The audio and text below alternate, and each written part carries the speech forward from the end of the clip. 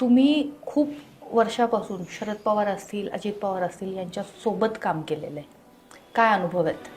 भोसरीचे प्रथम आमदार विलास लांडे त्यांच्या माध्यमातून, त्या कुटुंबाच्या माध्यमातून आम्ही गेली 30 वर्षापासून, म्हणजे 1990ला 91ला ज्यावेळेस दादा खासदार झाले होते त्यावेळेस पहिली दादांची खासदारकीची निवडणूक आम्ही जवळून पाहिली.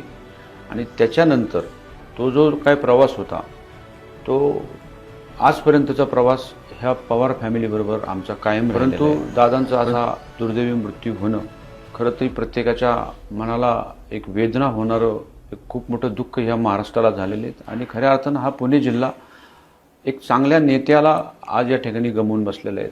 खरं तर एखादा नेता बनवत असताना 25-30 वर्ष लागत असतात.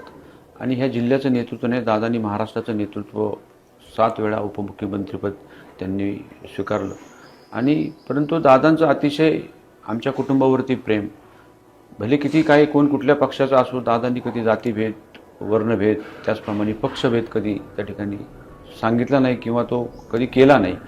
परंतु हे कौटुंबिक नातं आमचं पहिल्यापासूनचं होतं आणि ह्या पवार फॅमिलीबरोबर आमचं यापुढे असंच नातं राहील